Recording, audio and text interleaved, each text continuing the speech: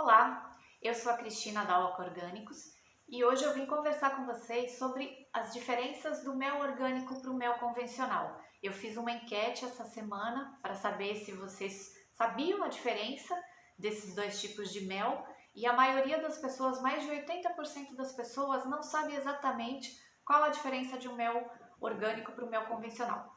Então eu tô aqui para explicar para vocês. E eu vou ficar toda hora olhando aqui para baixo, porque eu estou sim com uma cola aqui embaixo para eu poder lembrar de tudo que eu tenho para falar para vocês, porque é bastante coisa, tá? Então é bem legal, eu acho bem bacana a gente conhecer o produto que a gente está consumindo. Bom, primeira coisa, os apiários de mel orgânico, eles têm que ficar a uma distância mínima de 3 quilômetros de qualquer centro urbano ou de qualquer cultivo convencional de qualquer coisa, enfim, inclusive estradas, tá? Eles têm que ficar a pelo menos 3 quilômetros de distância desses lugares. Por que isso? Porque as abelhas elas costumam voar até 2 quilômetros em busca de alimento. Então, 3 quilômetros é uma medida de segurança bacana, legal, que evita que essas abelhas entrem em contato com qualquer coisa que não seja 100% orgânica e que vai interferir na qualidade do mel orgânico. Bom, outro ponto, as caixas de onde ficam as placas de mel, não sei se vocês já viram uma caixa com placa de mel, vocês já devem ter visto isso nas redes sociais, como é que funciona e tal.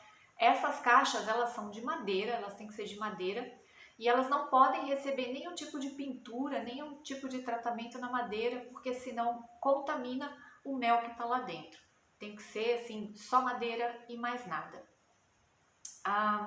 Na casa do mel, onde o mel é processado, envasado e tudo mais, não basta simplesmente usar máscara, touca e luva, como acontece em qualquer lugar.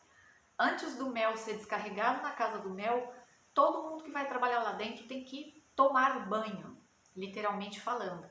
Tem que tomar banho, colocar máscara, luva e touca para evitar qualquer tipo de contaminação com o produto. As abelhas, elas não podem ser tratadas com antibiótico, as abelhas, as colmeias e tal. Aí você fala assim, nossa, mas assim, antibiótico para abelha, como é que faz isso, né? Sim, no cultivo convencional é comum usar antibiótico para as abelhas, porque as colmeias e os apiários, eles são constantemente atacados por fungos, vírus, bactérias, enfim, é uma série de coisinhas que atrapalham a qualidade do mel e acabam inclusive matando as larvas das abelhas. Então, eles colocam sim, é como se fosse uma pulverização de antibiótico nessas colmeias. No cultivo orgânico isso é proibido, não pode fazer isso. As abelhas que são introduzidas no apiário, porque muitas vezes assim, você tem um apiário com abelhas nativas, mas você traz abelhas de outros lugares para esse apiário.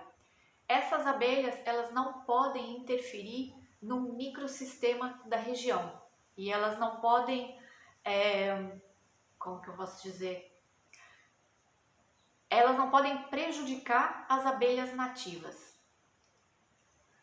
Outra coisa, a transição. Quando você tem um apiário convencional e você quer fazer a transição para o orgânico, você vai precisar de pelo menos uma safra de mel, mesmo você tomando todos os cuidados, não usando antibiótico, blá, blá, blá, blá, toda a lista de cuidados que as certificadoras exigem, ainda assim, uma safra sua não será considerada mel orgânico. E para que o apiário tenha a classificação de orgânico, ele passa por pelo menos 6 meses de fiscalização, cada apiário, tá? O apiário é um conjunto de colmeias. A alimentação das abelhas em épocas de baixa biodisponibilidade, e sim, isso acontece, tem época que quase não tem flor, então as abelhas precisam ser alimentadas artificialmente nos apiários.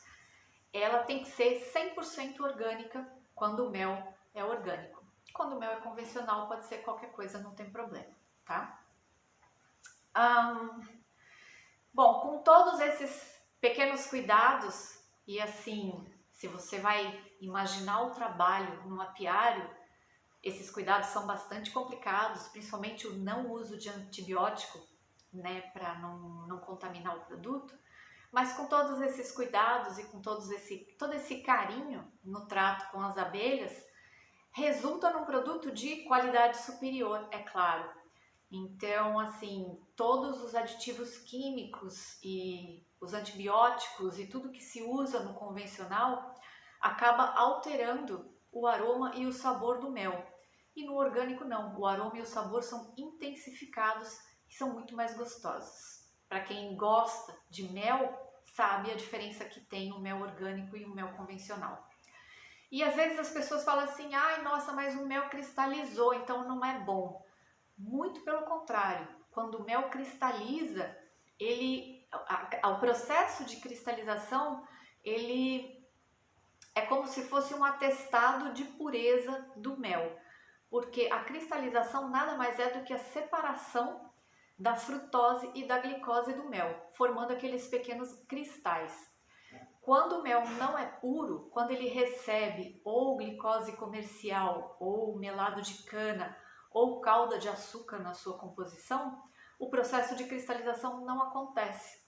Então, assim, a cristalização é um indicador de pureza do mel. Ah, mas eu não gosto de consumir mel cristalizado. Então, nesse caso, a gente indica duas formas de você desfazer o processo de cristalização. Ou você coloca o mel em banho-maria, ou você expõe o mel ao sol. Se você colocar ele no sol, o processo de cristalização se desfaz por causa do aumento da temperatura.